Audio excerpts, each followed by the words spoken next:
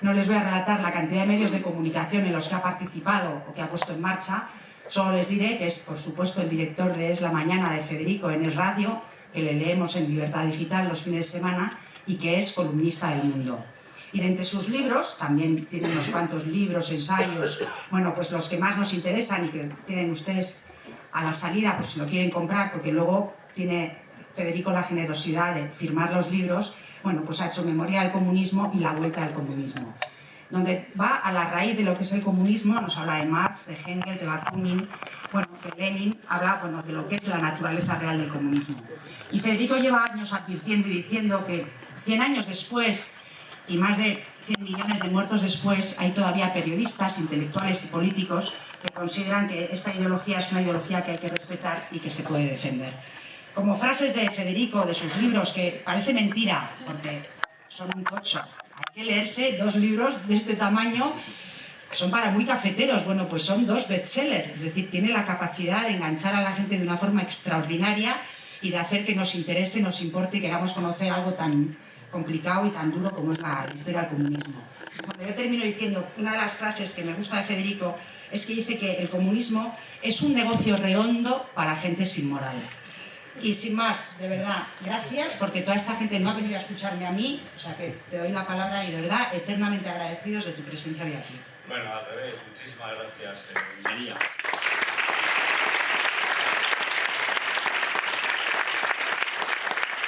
María siempre ha sido un símbolo de la defensa de la libertad y de la nación española, lo será siempre. Y ella sí que ha tenido hazañas bélicas. Lo mío fue involuntario, claro. Lo de ella no tan involuntario, porque cuando uno se la juega una vez y otra vez y un año y otro año, pues eso es porque hubo una vez un partido, una derecha española, que se jugó la vida en defensa de la nación y la Constitución y luego lo olvidó. Esto no aparece nunca en las historias. Hay un momento en que la gente olvida. Olvida para sobrevivir, olvida porque le conviene, olvida porque somos así.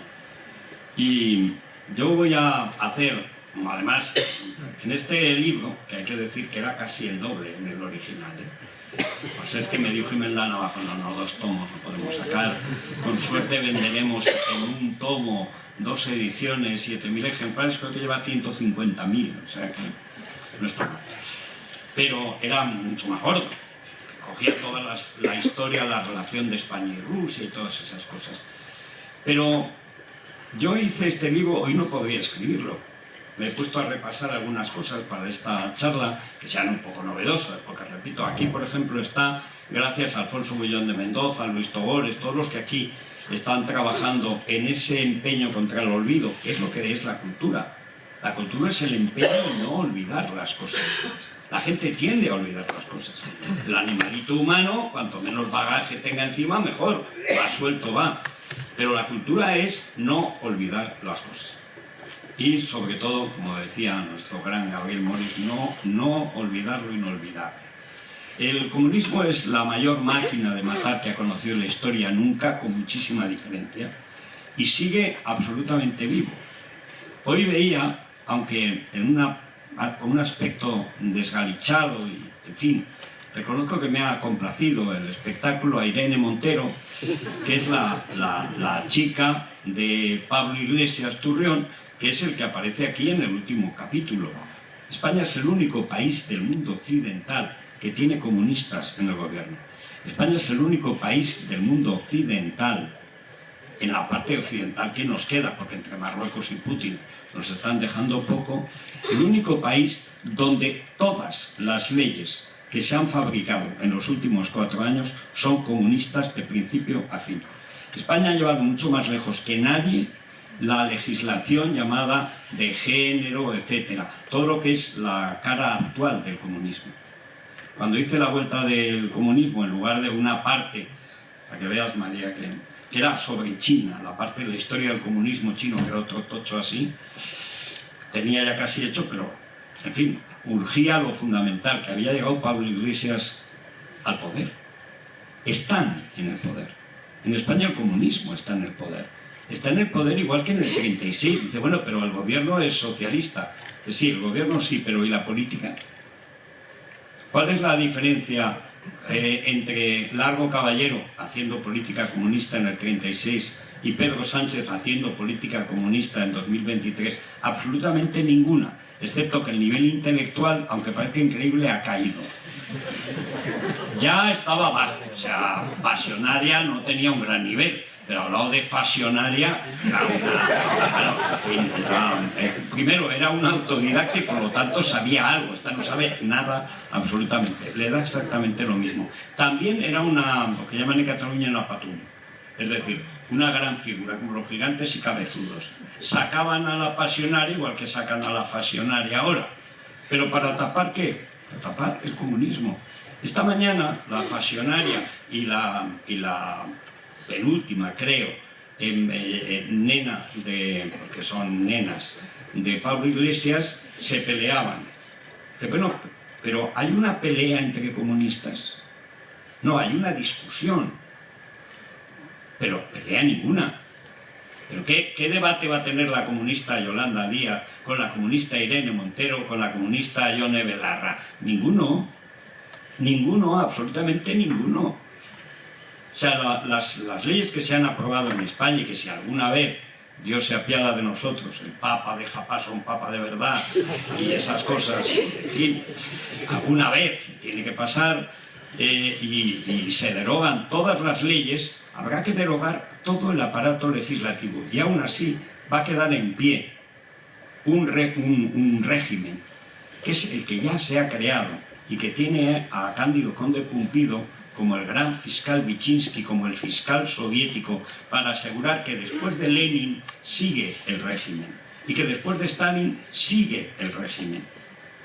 Y esto quizás es el único foro aquí en el CEU donde hay que contarlo porque hay que entenderlo. Es decir, en España ya se ha hecho el cambio de régimen. Lo que pasa es que no se ha anunciado. Pero toda la enorme artillería legal que se ha puesto en marcha a lo largo de todos estos años, la llamada Ley de Memoria Democrática, anticipo el final, para no perderme.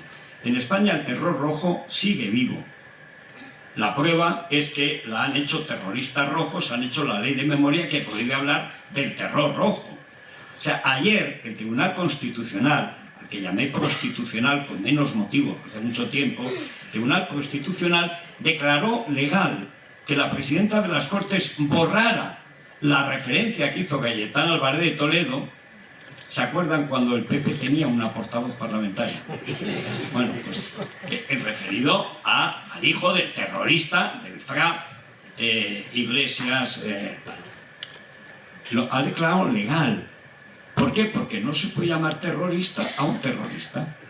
No se puede llamar comunista a un comunista. ¿Cómo se va a poder llamar si la ley la han hecho los etarras?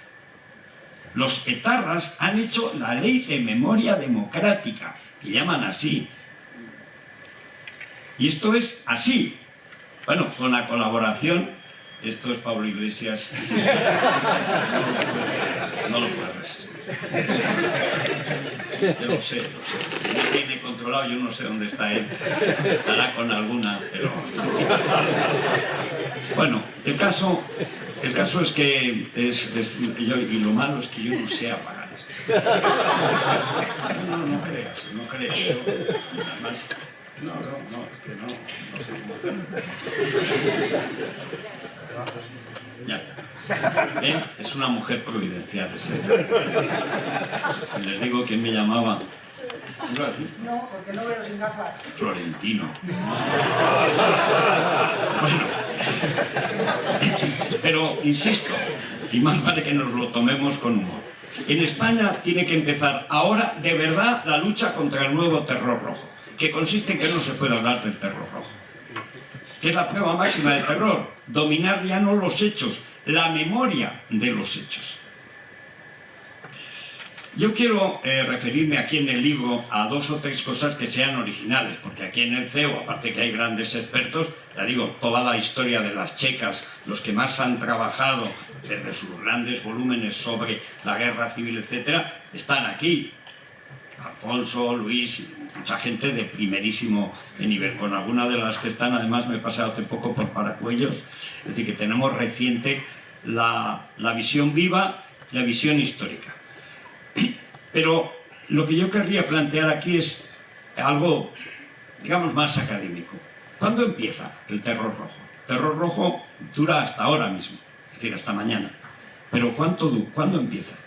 Empieza exactamente en 1870, en el primer congreso de la Primera Internacional, cuando todavía Marx y Bakunin estaban relativamente juntos y cuando en España la mayoría ya era bakuninista.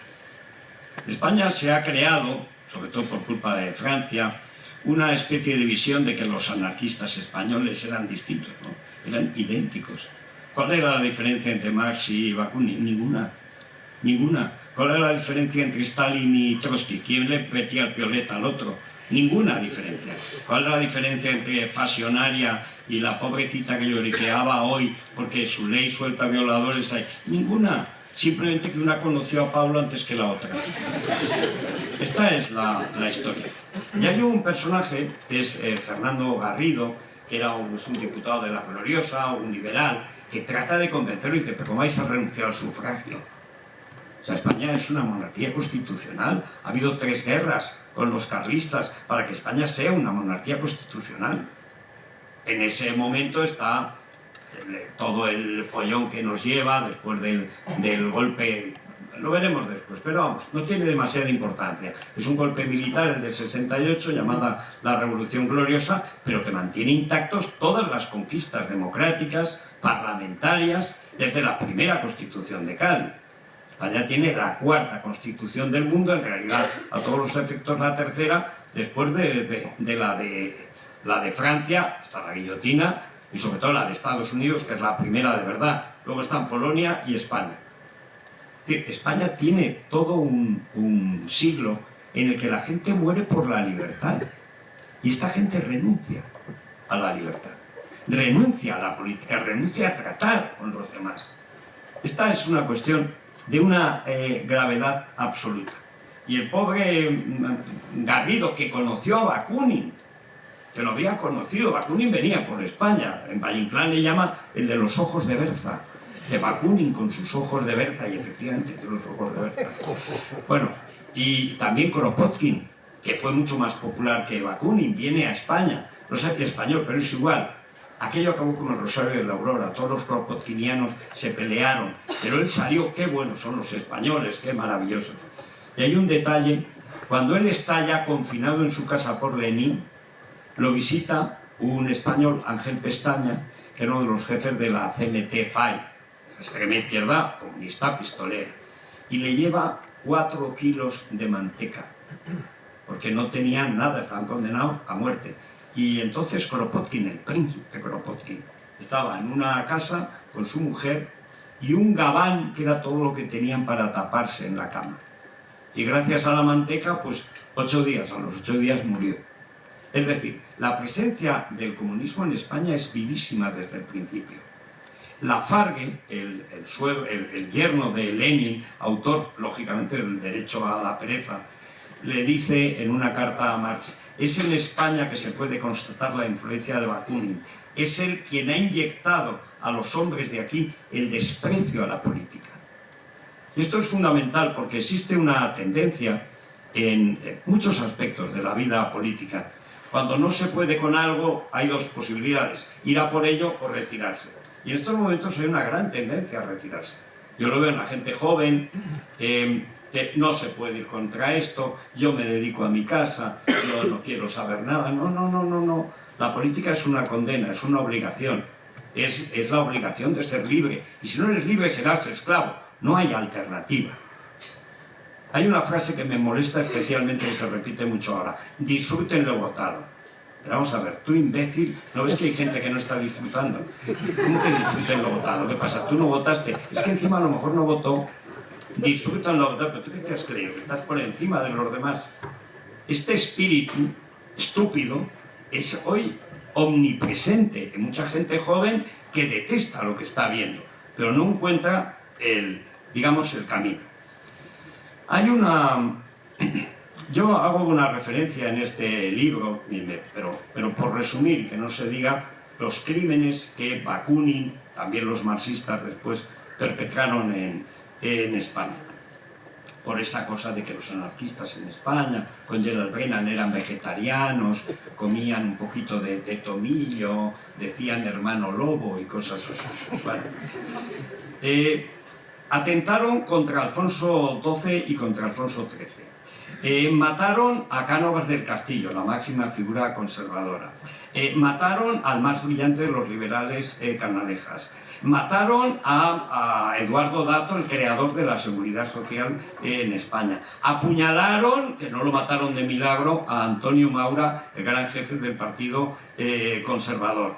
Yo recuerdo aquí, volaron fábricas, quemaron fincas, asesinaron patronos propietarios, quemaron iglesias, ayuntamientos, mataron jueces, militares, guardias, hasta guardias forestales mataban.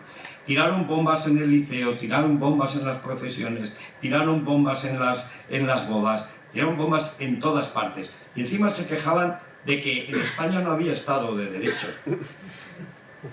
Les suena, ¿no? Faltaba Gonzalo Boye para decirlo. Es que no funciona el Estado de Derecho. Bueno, conviene recordar esto porque hay una frase, hay un libro muy famoso de François Furet, que es un gran historiador francés, seguramente pues ustedes o vosotros, ustedes, como dicen, conoceréis, sobre la Revolución Francesa, que dice que la Revolución Francesa era mala. Ya había cierta idea al respecto, pero claro, cuando lo dicen los franceses, como dicen también, parece que es una novedad. Como en Francia estaba prohibido, dijo Clemenceau, la revolución c'est un bloc. Y como era un bloc, pues con el bloque no se discute. Pero era una basura asesina, que es lo que fue, y para España letal. Bueno, pues Furet, en su libro Le passé d'une illusion, o sea, el pasado de una ilusión, jugando con el porvenir de una ilusión de Freud y tal, explica así el terror rojo al que todos acudimos, que es sobre todo el de la Guerra Civil Española del 36 al 39. Pero el terror rojo ya lo hemos visto, venía desde el 70, venían todos esos atentados. ¿Qué cambió? Cambió la magnitud.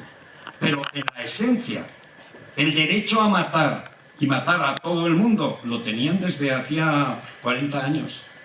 Es decir, no había ningún cambio en la naturaleza del terror rojo. Lo hubo en el número, en la cantidad, pero no en la cualidad. Y entonces, Furet, como en el fondo sigue pensando que Malraux, aparte de un tratante, de un traficante de obras de arte, de un escritor mediocre, era un héroe, pues si no se subió al avión, pero bueno. Dice lo siguiente, para explicar la guerra civil, porque les gusta la guerra civil española. A los franceses les gustamos gitanos, y si no somos gitanos, por lo menos guerrilleros, y si no somos guerrilleros, Carmen, y si no es Carmen, pues chico, por lo menos las brigadas internacionales. Y entonces dice Furet, este es ese libro tan famoso, El pasado de la ilusión comunista.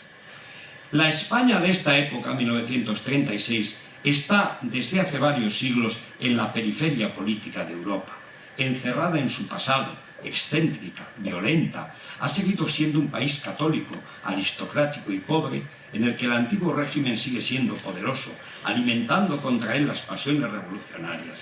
La monarquía había sido desacreditada por una serie de malos reyes. Al ejército se le temía como un instrumento de dictadura y la democracia representativa no tenía un sostén social fuerte. La unidad nacional misma era problemática y a la diversidad de partidos nacionales se superpone la de los autonomismos catalán y vasco. La España desde hacía varios siglos. ¿Cuántos siglos? Ninguno. A final del 18 España era la tercera potencia del mundo. En Trafalgar están Francia, España y Gran Bretaña, y pierde España a Trafalgar por culpa de Francia, porque era bastante malo su jefe. Pero hasta la llamada emancipación, que no fue más que el troceamiento, la destrucción de la monarquía hispánica en América, por supuesto, España además empieza a ganar dinero en el siglo XVIII en América. El mayor imperio del mundo, el más pacífico, el más civilizador. Entonces, ¿cómo que llevábamos varios siglos? ¿Cuántos siglos? Pero es que en el 19, cuando después de derrotar a Napoleón, que creo que tenía algo que ver con Furet, el emperador, el que traía, decían, las ideas de la Ilustración, violando monjas, ya saben. O sea, pero ¿cómo que varios siglos? Es que en el 19 España tiene 3 guerras civiles para imponer la monarquía constitucional, que es la que tiene España. Pero ¿cómo que en la periferia política? En la periferia de Francia está todo el mundo. Pero está Francia y China, el imperio del centro, y ya no hay más. Pero ¿cómo que la periferia? España está donde ha estado siempre. Bueno, encerrado en su pasado, y ha hecho 3 guerras civiles para imponer la monarquía constitucional. País católico. Que teníamos que ser protestantes. ¿Qué pasa? Que Francia era budista.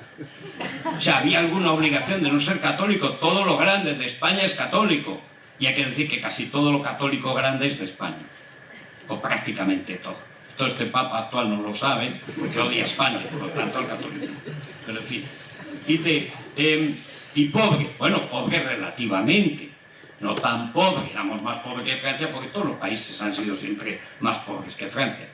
Todos, sin excepción, incluyendo Alemania. Pero si ya vamos a otros países, no estábamos mal. Dice, la monarquía había sido desacreditada por una serie de malos reyes. Habla un francés de malos reyes. Hombre, si habíamos tenido 2 reyes, Alfonso XII, fue un rey estupendo. Isabel II se dejó llevar por los hombres, pero en la política pues tenemos monarquía constitucional gracias a Isabel II. Iris de luz, la llamaban tus paisanos vascos. Iris de luz. Bueno, la verdad es que era una gorda muy tremenda. Pero en fin, pues pasa con los reyes. ¿Los reyes de qué dependen? Dependen de la corte. ¿Y la corte de qué depende? De la clase política. ¿Qué clase política? Por la que manda en cada país, como en Francia y como en todas las partes. Pero es muy interesante esta visión. Hace varios siglos en la periferia. Necesitan el buen salvaje revolucionario. Creo que la última vez que citaba, que estaba con el gran Stephen Courtois, es el libro extraordinario de Carlos Rangel que se llama Del buen salvaje al buen revolucionario. Les gusta. O sea, el racismo centroeuropeo, desde luego anglosajón, pero en este caso además también francés, les gusta el buen salvaje, el que no se ducha. Dice, no, es que yo me ducho igual que tú. No, ¿cómo te vas a duchar igual que yo? Y además tengo mejor agua corriente. Bien sido. Esto es esencial. Y entonces Rangel explica cómo del buen salvaje de Rousseau, que era una mamarrachada totalitaria, pasa al buen salvaje del Che Guevara, que es un imbécil siniestro asmático que se pone a matar indios en Bolivia y no sabía si estaba en Perú. Bueno, lo malo de Furet es que con esta especie de, no de lugares comunes, de racismos suaves, se ha hecho la historia de España y la historia del terror rojo.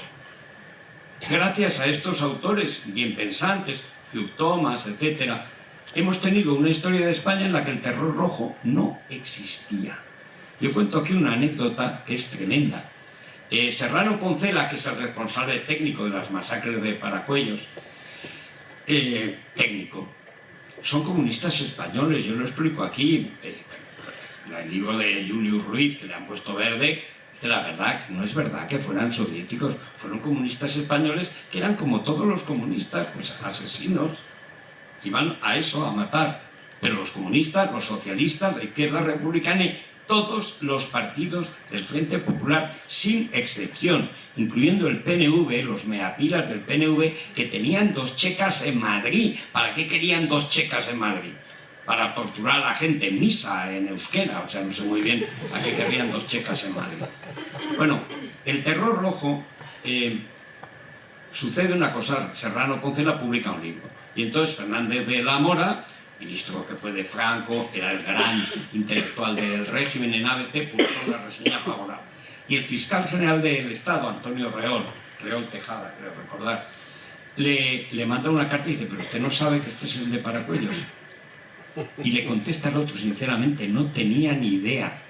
Estamos hablando de un académico, de un tipo cultísimo, que fue ministro de Franco, es decir, que no lo hacía con mala fe ni con astucia, no, es que no lo conocía. Esto es una cosa impresionante. Yo le he dado muchas vueltas a propósito de lo de Paracuellos. ¿Por qué Paracuellos no lo llevan al Valle de los Caídos? ¿Por qué los muertos de Paracuellos no van al Valle de los Caídos? Porque la familia no quiere. Las familias dicen, nuestros muertos están aquí, están bien aquí, han muerto juntos y que Dios los proteja. Y Franco los respeta. Imagínense el espectáculo de los... Calculaba con nuestro presidente de la Hermandad de Mártires de Paracuellos que son no 7.000, podían ser a lo mejor 10 o 11.000 los que están allí enterrados. Imagínense todo ese féretro, días y días llevando los asesinados, que los mataban abuelos, padres e hijos, atados por una cuerda, por los pulgares. Y muchos morían vivos todavía, pero bajo el peso de los muertos y de la arena que echaban los pobres de Paracuellos o de Torrejón de Ardoz. Imagínense lo que hubiera sido ese cortejo. Pero pasa como con las violaciones, la gente no quiere hablar de su violación y es muy natural. Los nacionales no querían hablar de sus torturas y es natural, querían vivir. Además enseguida los españoles pusimos a casarnos unos con otros, que es una tradición ya muy antigua. Y entonces, pues claro, ya tenías gente de los dos bandos. Me ha pasado a mí y a todo el mundo, es decir, todo el mundo tiene algún muerto en algún lado, excepto Zapatero y Sánchez y tal, que solo los tienen en el lado que ese día toca. Mañana los tendrían en el siguiente. Esto es importante que lo entendamos. Se ocultó, primero la derecha se ocultó a sí misma, las atrocidades, el terror rojo, se tapó.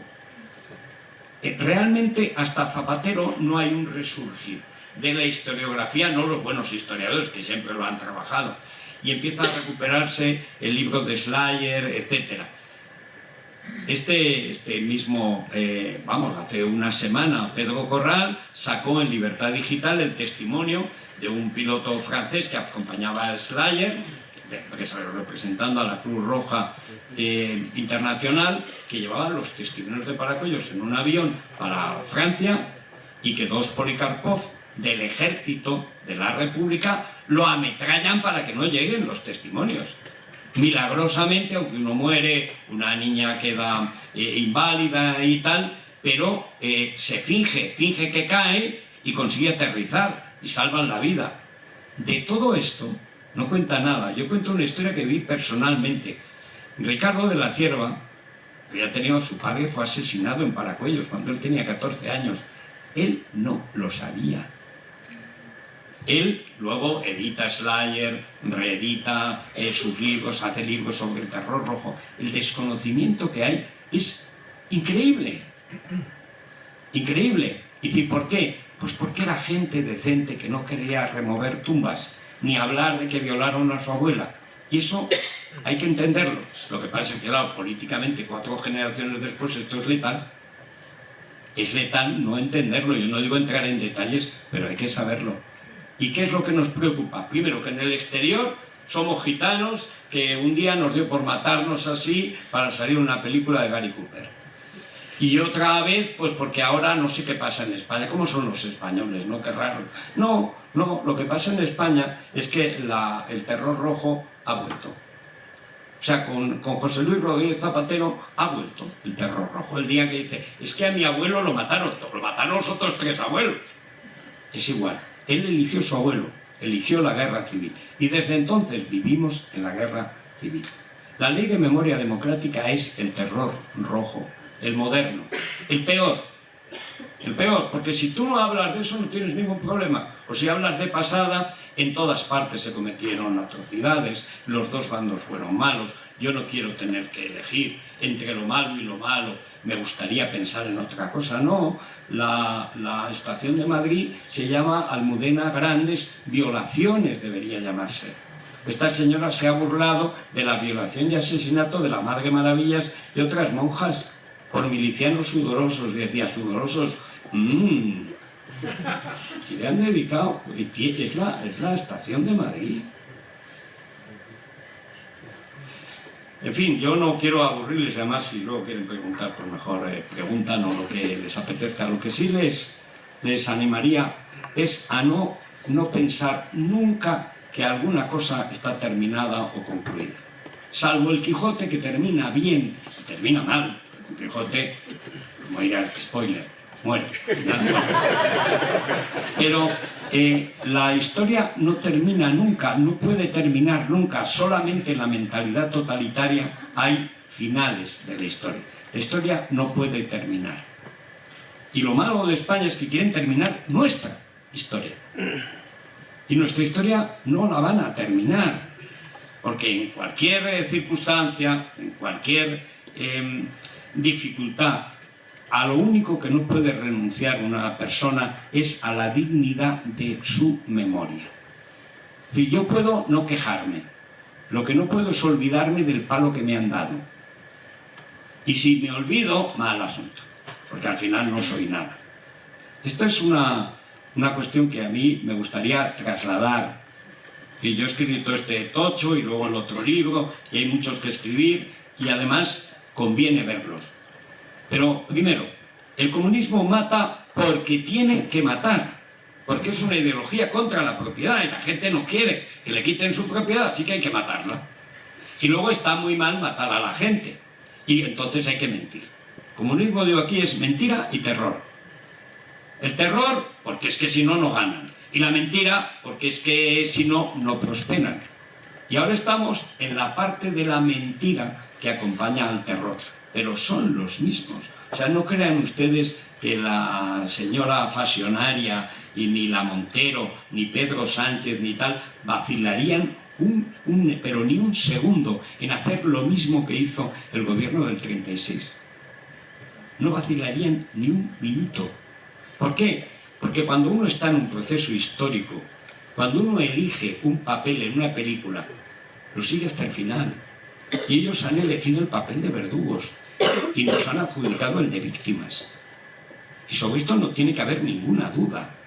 O sea, pero para Otegi, para Rufián, para Sánchez, todos los que estamos aquí preocupados, somos necesariamente víctimas. Y como alguien piense que esto va a salir relativamente gratis, que es posible empatar el partido, se equivocará por completo. Hay que pelear todos los santos días en todos los santos medios, en España y en el extranjero. Cuando ganemos en España, nos iremos a Argentina con Victoria Villarruel, que eso sí que es difícil. La verdad es que eso sí que es difícil. Vamos, en fin, si tiene algo que preguntar, yo encantado de contestar.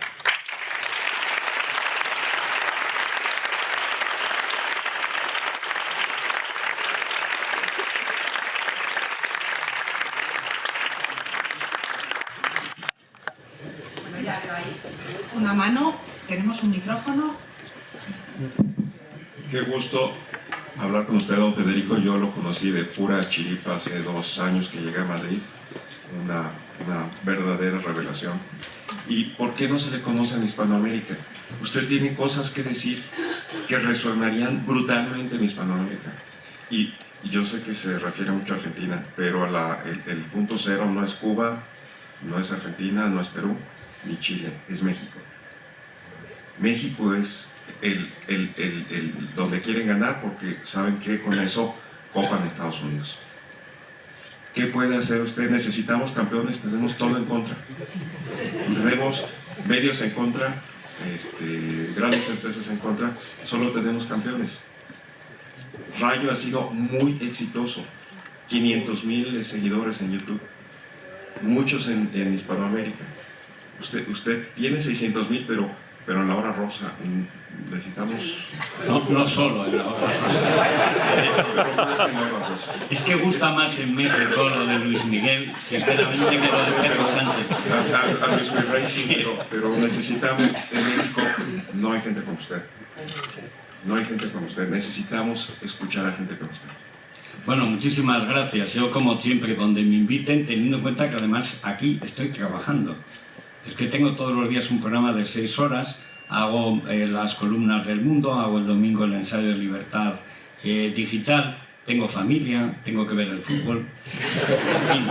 No, pero ya me gustaría a mí, además es para ir por ahí y presumir y conocer americanas, que además, a diferencia de las españolas, te tratan con una simpatía sorprendente y tal. Pero para los españoles es, no sé, es otra vida, es otro mundo.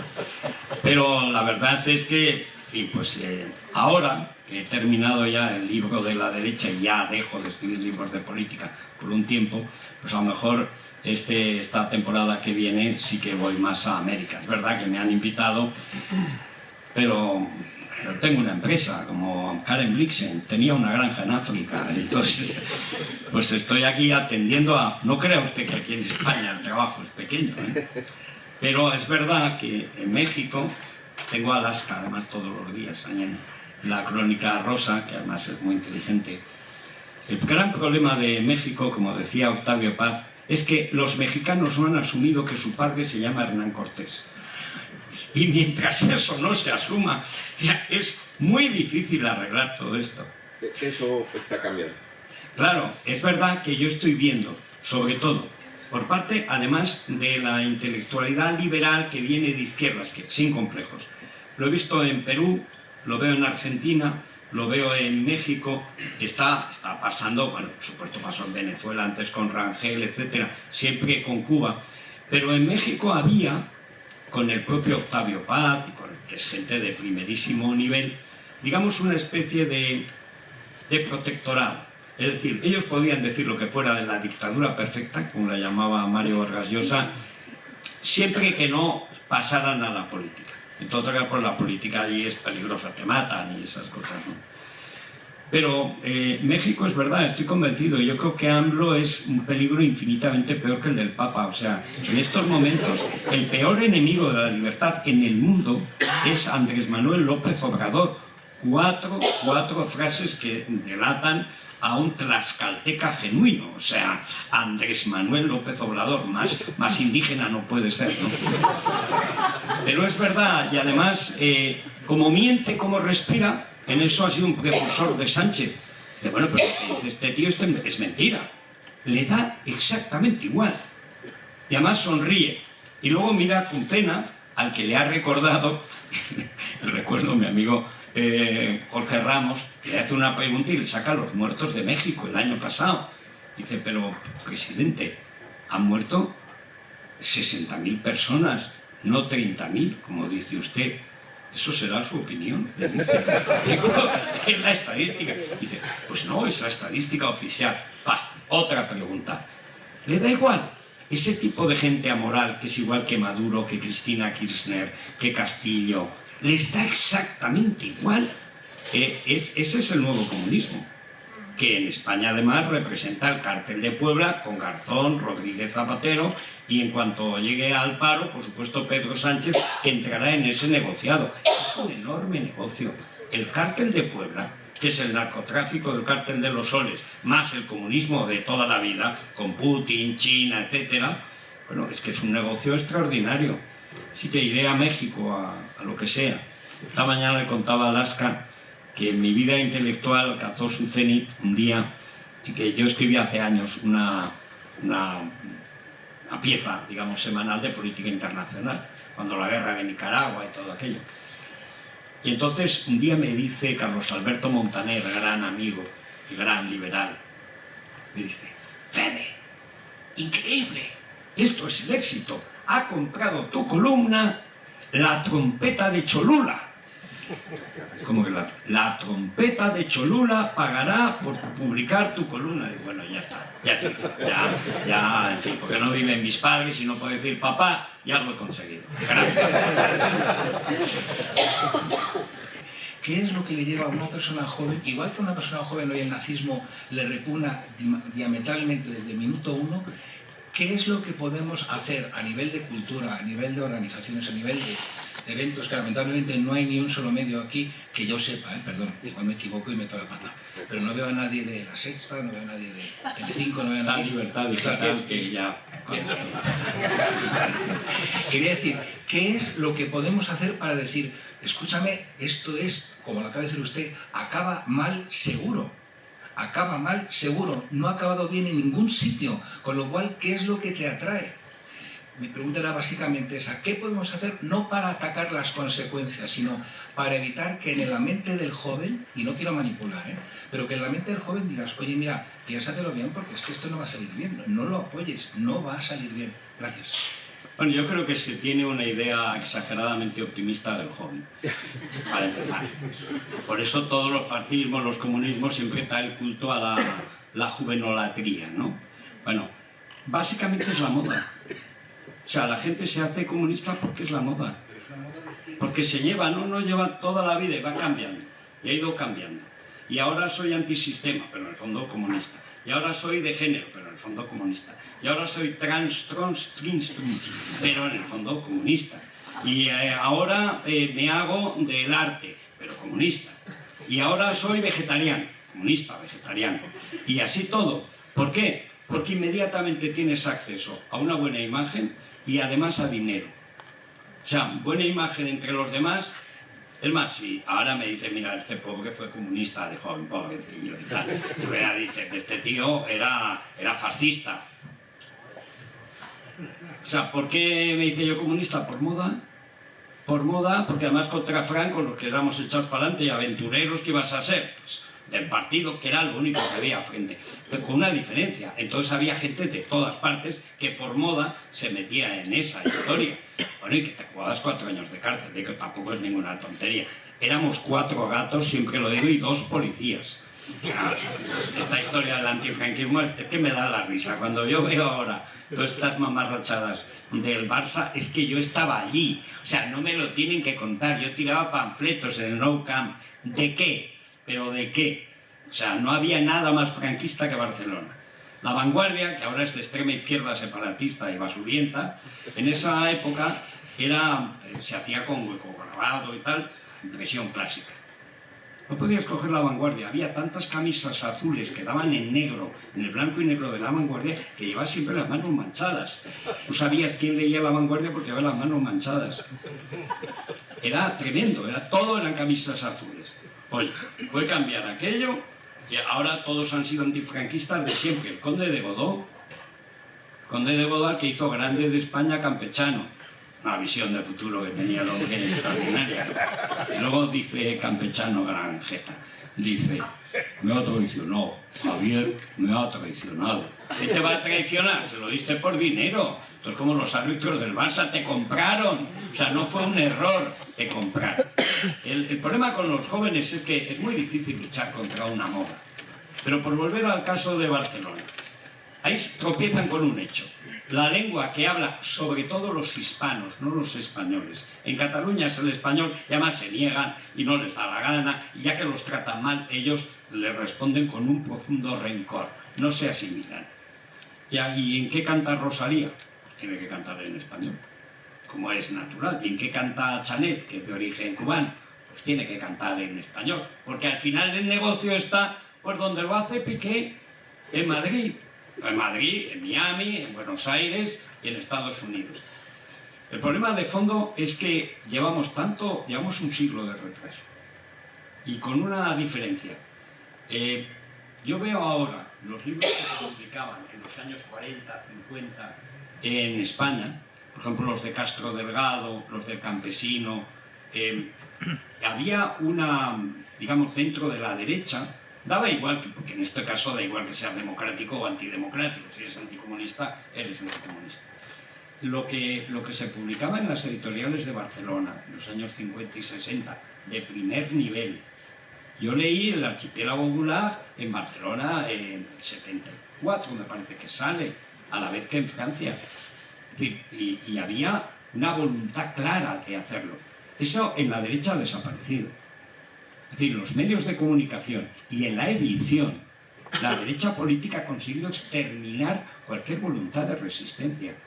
Cuando veo que van a pasear otra vez a la estantigua de Mariano Rajoy por ahí, perdona, no has oído nada, María, o sea, es que se me caen los palos del sombrajo.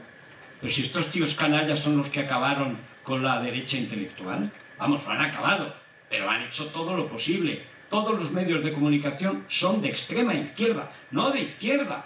Ahora mismo daría yo por tener el País de Cebrián y era delictivo. Ahora mismo, La Sexta. Bueno, ¿quién ha creado La Sexta? Soraya.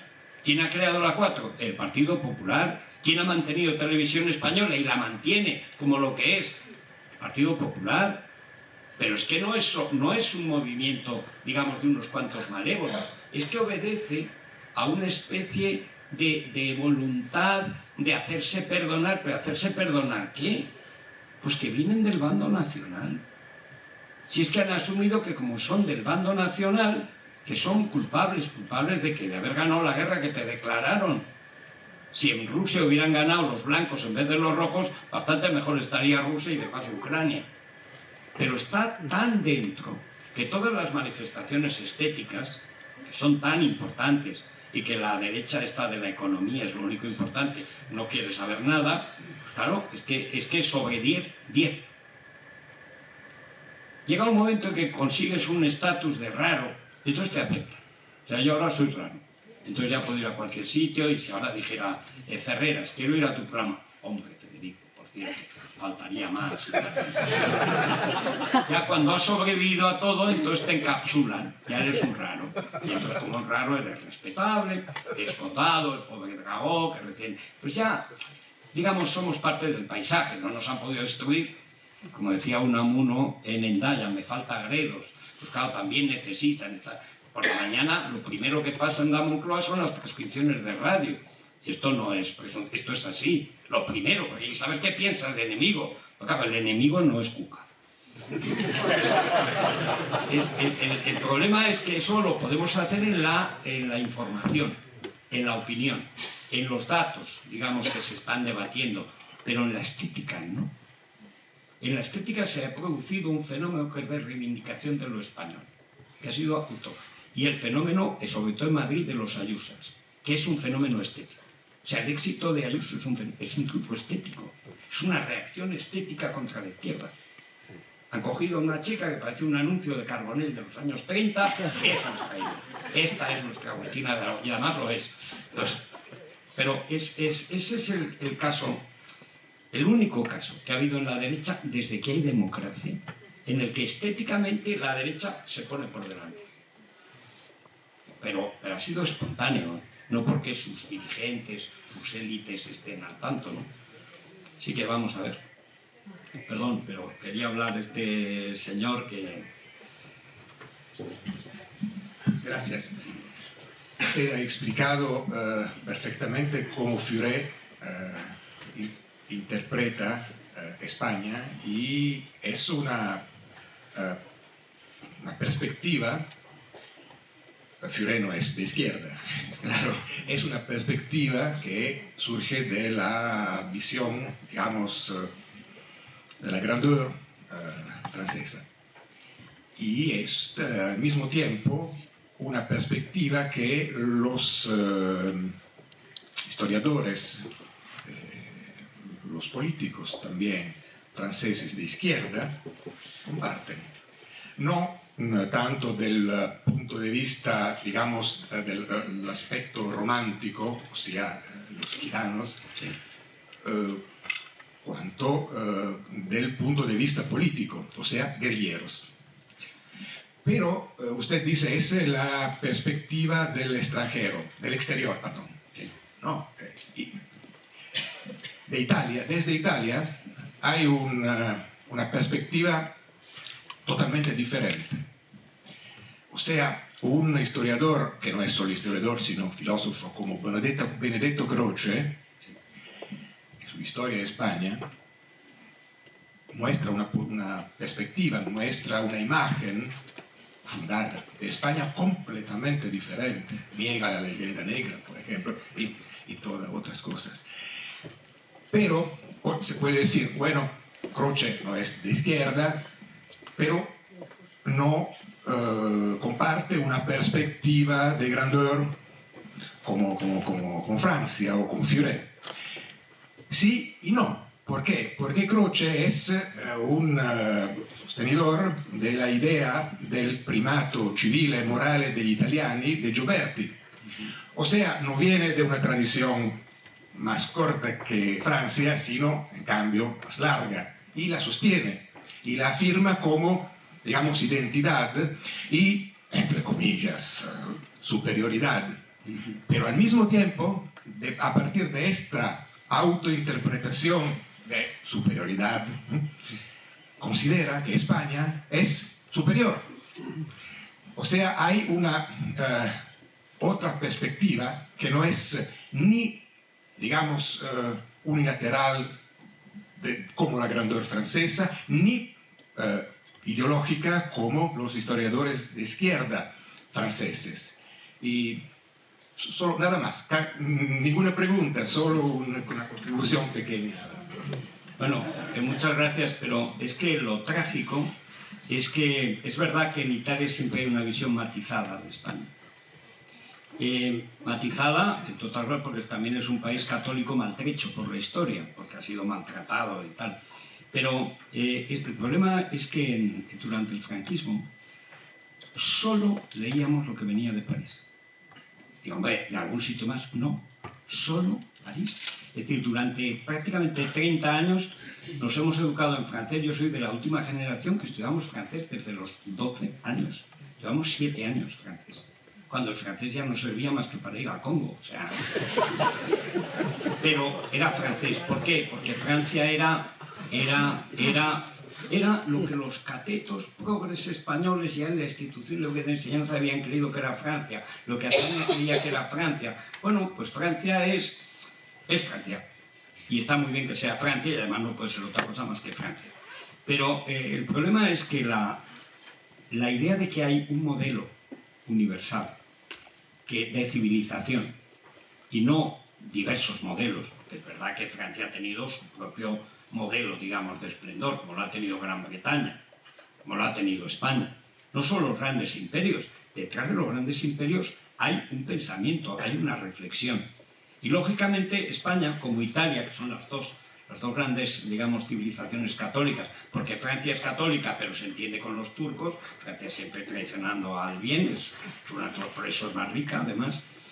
Pero es verdad que yo cuando hice el libro del comunismo, empecé a ver la cantidad de material que hay y el estudio que hay en Italia, que yo no conocía, sobre precisamente esta naturaleza profunda de terrorista del comunismo y la relación del terrorismo ruso con Lenin. De hecho, uno de los que más cito, ya desapareció hace pocos años, es precisamente el que más ha estudiado la relación de los terroristas rusos, de la parte del Partido Socialdemócrata de Plejano, Fidel Azazuli, cuando van hacia los socialrevolucionarios, la relación con Lenin. Claro, Lenin es que está empapado del culto al terror, no solamente porque su hermano fue terrorista y murió en la horca.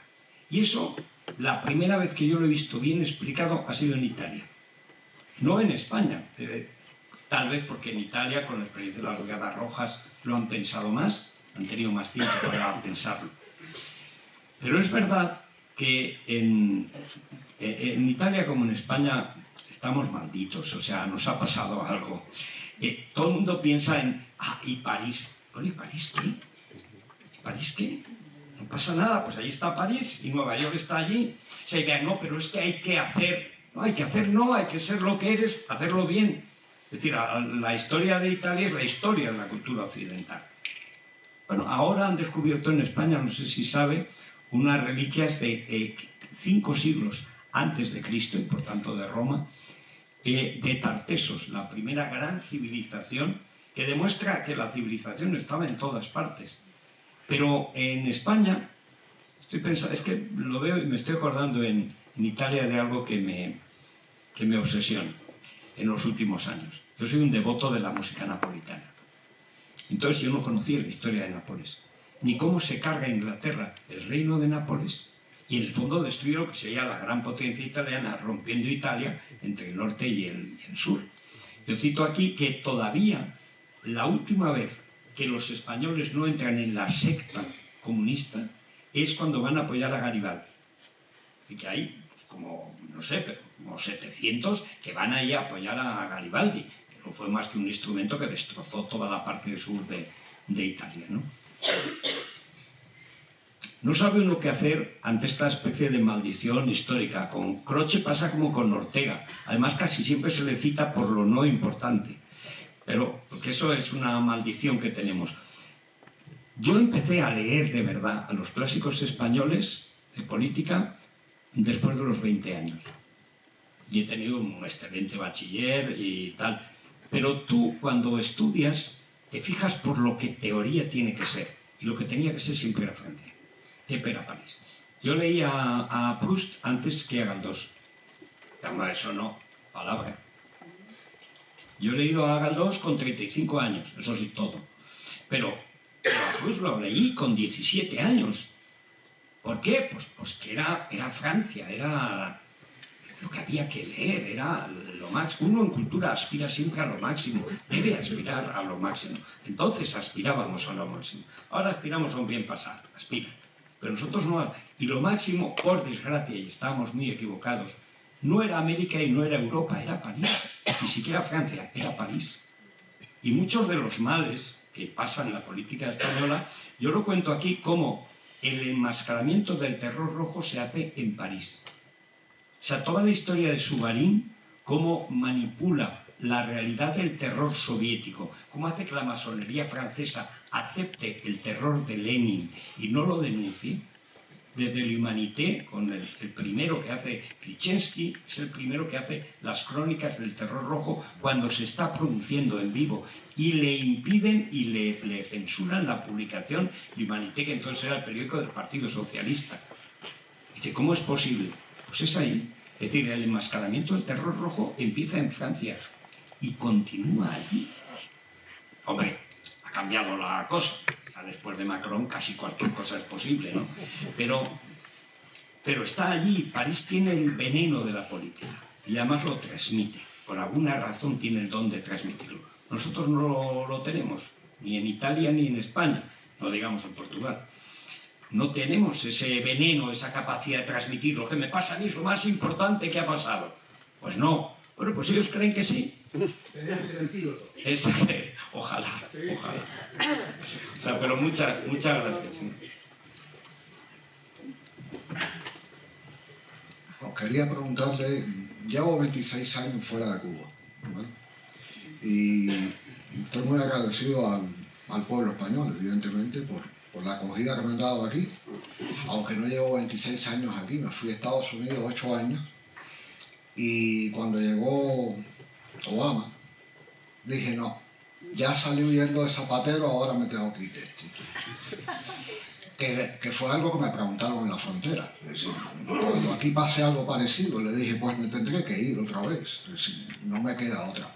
Una duda que siempre he tenido, porque esto ocurrió antes de que yo naciera, aunque ya soy muy mayor para la mayoría de aquí, pero no para su edad, es ¿qué opinión le merece aquella arenga, porque no fue otra cosa, que dio Ernesto Guevara con pistola al cinto en plenas Naciones Unidas en los años, creo que en el año 59 exactamente, en el que, a ver, Stalin ya se había muerto, el fascismo, sí, es decir, los que se habían sentado en la cumbre de Yalta ya no existían, ninguno de ellos. Estaba Khrushchev, que yo creo que Khrushchev no era una cuchara, ni pinchaba ni cortaba, y no sé por qué razón el Consejo de Seguridad y el resto de los países democráticos o incluso, aunque fueran dictaduras, pero que fueran de derecha, nadie le fue arriba a esta situación. Es decir, de que este tío se para allí y dice, hemos fusilado y vamos a seguir fusilando.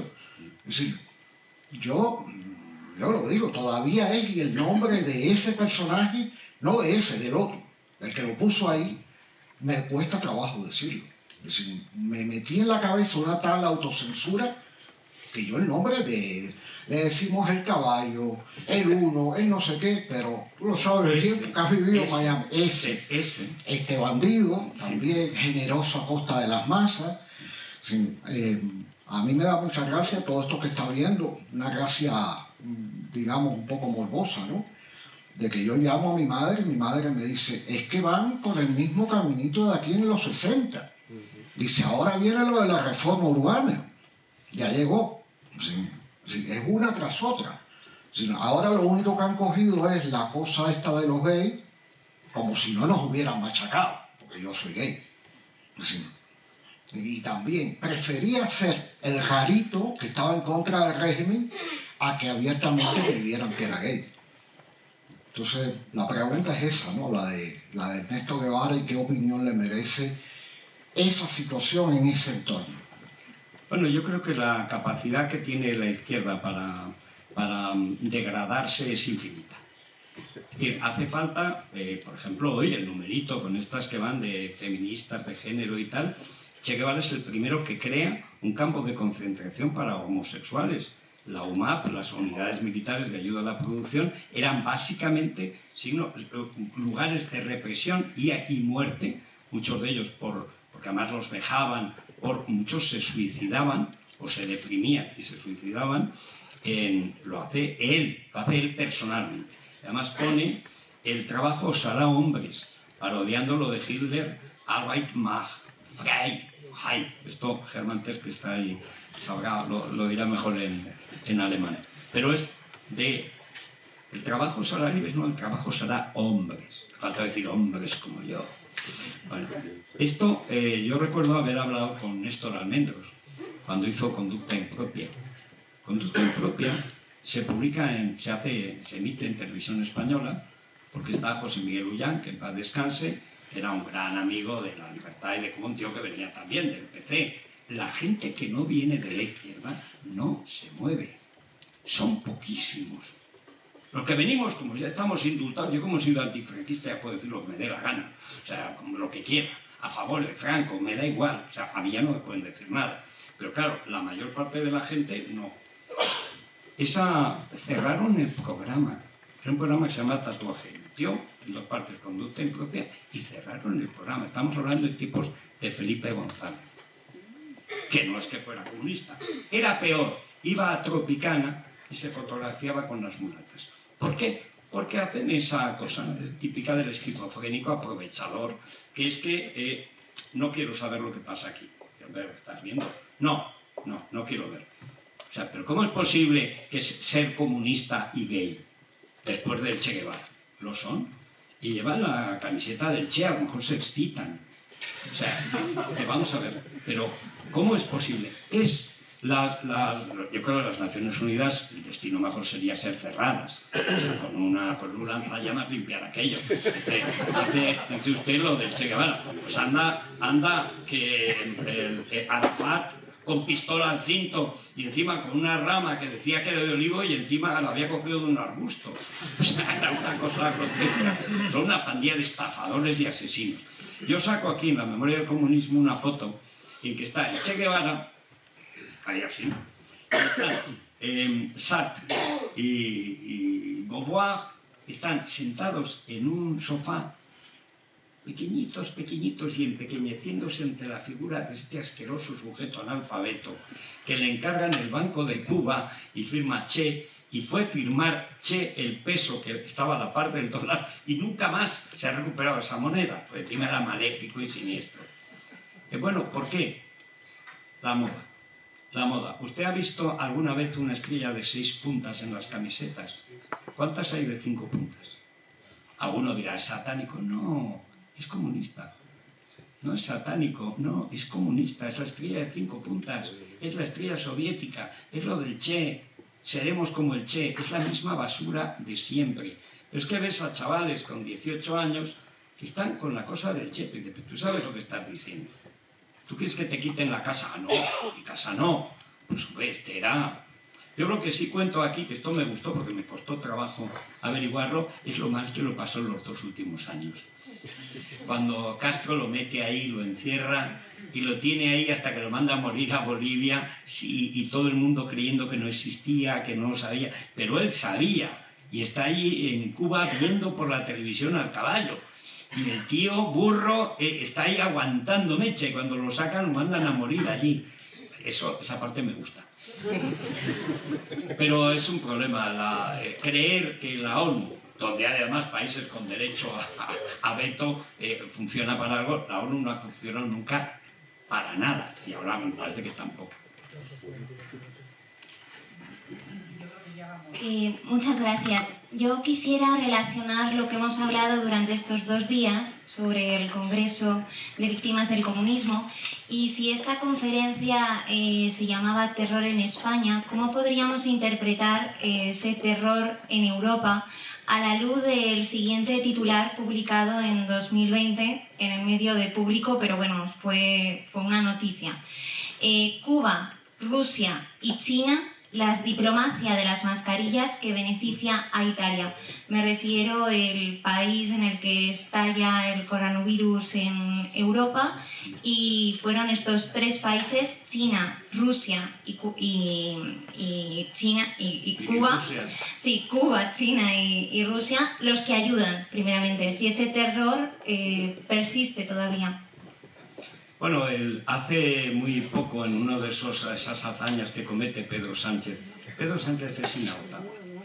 O sea, yo siempre pensé que tendría, como Zapatero, un límite, ¿no?, en su estupidez. No, es oceánico, es insondable. O sea, la fosa de las Aleutianas es un charquito al lado de Sánchez. Es una y otra vez. El otro día se puso a negar, llamó negacionistas, ahora te llaman negacionista, y dice, hace buen tiempo, negacionista, tiene que hacer malo, porque el cambio climático tiene que ser malo el tiempo. Bueno, dice, ¿qué es eso del origen militar del virus chino? Pero vamos a ver, el virus chino, yo lo he sacado en la vuelta del comunismo y saco además los mártires que fueron chinos, médicos chinos los que lo denunciaron y murieron, y a todos los mataron por denunciarlo. Es decir, que en China la resistencia china es heroica. Hablamos de la de Cuba, que es, bueno, tremenda. Pero en Cuba han conseguido y tienen ese don cultural que no tienen otros países. Estoy pensando en Bolivia, en Paraguay. En Cuba lo que pasa, hasta cuando les pegan, se nota. Tienen ese don. Pero en China nada sale de allí. China, por supuesto, un laboratorio militar de Wuhan, tienen un virus, están tratando con un virus biológico. El otro día, hace muy poco, el que era consejero de Sanidad de la Comunidad de Madrid decía fuera del micrófono, pero se puede decir, que vamos a ver, no sabemos lo que es el virus chino, porque no nos han querido dar la secuencia completa. ¿Por qué? Porque es una operación militar. Es evidente, es un laboratorio militar, se llama así, Laboratorio Militar del Ejército Popular Chino en Wuhan, es que está en la puerta. Eso no es opinable. Bueno, excepto para Sánchez, que no sabe qué es Wuhan, a lo mejor piensa que es una actriz, vete tú a saber cualquier cosa. Pero esta historia de la pandemia junto con el cambio climático han sido las 2 herramientas que gracias al control mediático de la izquierda están destruyendo Occidente. O sea, con la pandemia, Sánchez, utilizando el virus, ha cerrado el Parlamento 2 veces. Gracias al trabajo de Vox, han condenado 2 veces a un gobierno por cerrar el Parlamento. Les da exactamente igual. Sigue presumiendo del 8 de marzo, cuando miles de mujeres murieron porque las llevaron a infectarse. Las mismas petardas que hoy se peleaban, las gallinitas del gallo Iglesias. Pero vamos a ver, el problema es el efecto que eso ha tenido. El efecto ha sido tremendo. Madrid es la única parte de España que ha recuperado el nivel económico de antes de la pandemia. España no. Es el único país de la OCDE que no ha conseguido recuperarlo. ¿Por qué? Porque la política continúa. Porque es una política antieconómica, es una política de restricciones, ahora con lo del cambio climático. Este verano escribí un montón de cosas sobre esto y me lo estuve estudiando. Es la mayor estafa en la historia de la humanidad. Pero con diferencia. El clima ha cambiado siempre, lo sabemos todos, lo estudiamos, las glaciaciones y tal, siempre ha cambiado. La capacidad que tiene el ser humano de cambiar el clima es limitadísima. Y todo lo que se basa es en prospecciones matemáticas de ordenador de lo que podría pasar, etc. El año pasado el asesor de Obama, en esa época, publicó un libro diciendo cuyo libro es el libro de cabecera en las universidades, publicó un libro diciendo, oigan, no se crean mis predicciones. Esto no es ciencia, Esto son predicciones, posibilidades científicas. Esto no se basa en la comprobación, porque no se puede basar en la comprobación. Yo no puedo saber qué va a pasar en el 2058. Eso es mentira. No cambien la economía por esto. se ha cambiado la economía. Se ha llegado a la atrocidad de quitar los informes medioambientales como paso preceptivo para cualquier obra. O sea, que en nombre del cambio climático podemos cargarnos el medio ambiente. Pero esto no solo en España, en Bruselas. Bueno, ¿cómo no estarán cobrando? Se dicen a esta señora imponente que cobraba de Qatar. Anda, que los que tienen que estar cobrando de los coches eléctricos y las eólicas. Pero vamos a ver, ¿pero cómo puedes quitar el impacto ambiental en una política que se supone que tiene que ver con el ambiente? Pues lo han quitado. ¿Qué ha hecho la oposición? Nada, para que no les llamen negacionistas. Es verdad, aquí en España Vox es la que mantiene eso. Pero no hay en los medios. Primero, nadie se pone a trabajar. Esto es un problema. Yo este verano me tiré 2 meses leyendo libros. Hay libros franceses extraordinarios, por cierto, sobre el cambio climático. Porque Francia, los franceses adoran Francia. No es como en España. España, los españoles, España y tal. No, los franceses adoran Francia. Y en Francia se lo han cargado. Han destruido el paisaje francés, que es lo más bonito, después de Italia, lo más bonito que en Europa es Francia. Se lo han cargado con los molinillos malditos. Y hay varios, pero catedráticos que han pedido la jubilación anticipada y recorren Francia dando conferencias para que se carguen esos molinillos. Yo, si hacen unas riadas internacionales contra los molinillos, ya anuncio que cuenten conmigo siempre que haya goma 2 y tribita y lo que haga falta. Pero el problema siempre es ideológico. ¿Por qué cuela lo del virus? Cuela porque hay un control mediático brutal. Descontrolado, porque tampoco controlan siempre lo mismo, ni los mismos. No, pero lo van adaptando. Y al final siempre acaban mandando los mismos, aunque sea diciendo otra cosa. Esta mañana han dicho sobre la ley suelta violadores lo contrario de lo que dijeron al hacer la ley suelta violadores. Les da exactamente igual. Y se han aplaudido. El Partido Popular, en un ataque de talento, se ha puesto a aplaudir a Irene Montero. Lo he visto, hacía años que no veía yo una cosa así, desde la victoria de Ayuso no veía yo nada tan divertido. Y la otra lloraba, hacía muy bien, la aplaudía. Pero les da igual, en televisión española el gobierno saca adelante la reforma, tal. ¿Pero qué reforma? ¿Pero qué reforma? No, la reforma la hiciste antes.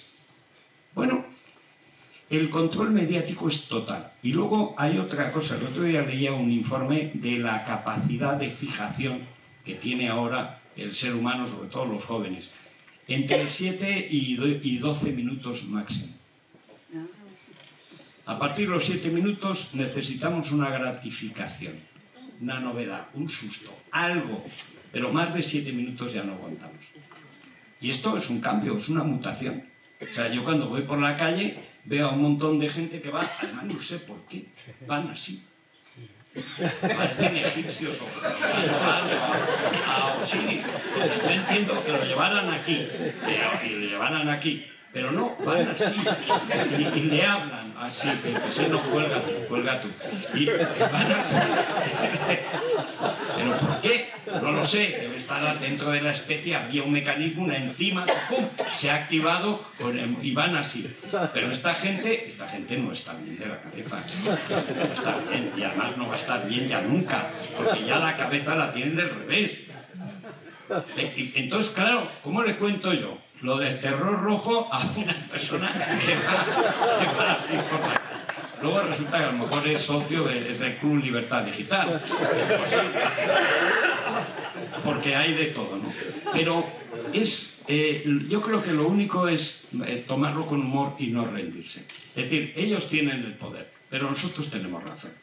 Y además, como son imbéciles, como además ya no tienen ni el bachillerato y tal, hay que reírse de ellos todo el tiempo. Y plantarles cara. Y venga, pero no ir a la pelea, no ir a la burla. Qué feo estás hoy, Pablo, la edad no perdona y tal. Este tipo de cosas que joroba mucho más que decir asesino, tal, igual. No. Para ellos, no. Cada día más calvo, ¿eh? O sea, hay que usar nuestras armas, nuestras herramientas. Y sobre todo, el cambio climático no existe. Lo que existe es el AMPA eólica. Eso sí que existe. Y además la ministra que tiene, la Pelunches, una mujer que está reñida con la peluquería. ¿Por qué? O sea, ¿pero por qué? ¿Por qué no se peina nunca? Porque hay gente que va a veces despeinada, pero ella nunca. Me recuerda, por terminar, lo que dijo la gran Nati Mistral, que le preguntan sobre Manuela Carmena. Dice, ¿usted qué piensa de Manuela Carmena? Dice que tiene que ir a la peluquería. Bueno, pues esa era una forma de luchar contra el comunismo.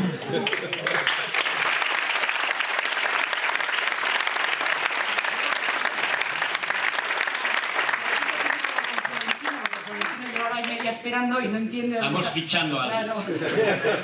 Solo quiero decirles que han sido 2 días de testimonios, de reflexiones, que hemos hecho un congreso internacional y voy a mencionar los países que han venido porque tengo que darles un agradecimiento especial. A Hungría, Estonia, Polonia, Letonia, Croacia, Italia, Portugal, Estados Unidos, China, Venezuela, Argentina, Perú y por supuesto España. Enhorabuena a los organizadores y a Federico de corazón. No, vosotros. Mil gracias. Estamos expectantes al libro que sale el día 16. El día 17. Ya se puede comprar. No sé si lo han sacado de preventa en Amazon. Hombre, tengo un problema con Ana Obregón, que ahora, pero a partir de la siguiente semana. Hay que venderlo. Son 60.000 ejemplares los que sacan. O sea que al menos 60.000 comunistas supone que hay en España. Pues nada, todos a comprar el libro y a todos ustedes muchísimas gracias por todo.